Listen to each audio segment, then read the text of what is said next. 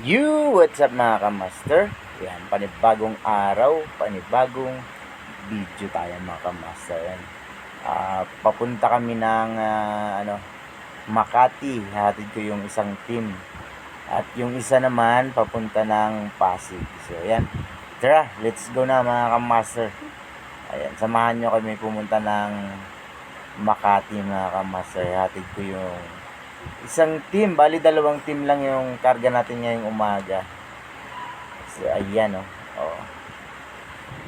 So dahil rush hour nga ngayon, medyo matraffic na. So ayan na, hatid na natin si isang team, papunta naman tayo ng Papasig mga kamaster. Sa bandang Kapitolyo, Pasig. So ayan, nandito na tayo sa ayan, ito yung lakad pala natin ngayon pagkatapos natin hatid yung team. Pina-quote sa atin yung punta tayo dito sa urban zone, no? Ayan, gumagawa sila ng may mga gas-gas na sasakyan, may mga bangga.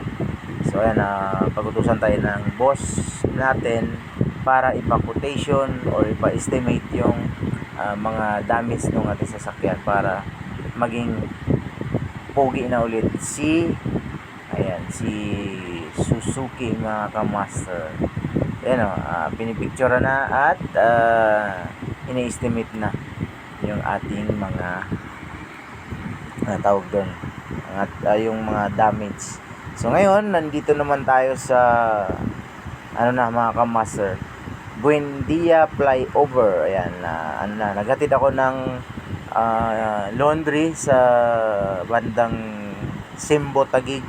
So ngayon ay pupunta na natin yung isang team, doon tayo magtatambay para hintayin kung anong oras sila matapos mga kamaster. So time check natin alas 3:21 mga kamaster ng hapon. Ayan.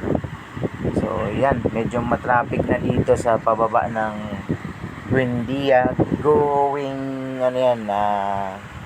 Makati mga kamaster, kasi galing tayo ng Taguig. So yan, pababa tayo ng unang stoplight niyan ay Paseo de Rojas and then Makati Ave. So doon tayo kakanan sa Paseo de Rojas para pumunta ng Bel Air mga kamaster. Ayan, sobrang mabagal talaga yung usad. So ayan, andito tayo. Ayan, dito tayo sa gate mga kamaster, nagwe-waiting kung ilan sila lalabas or matatapos.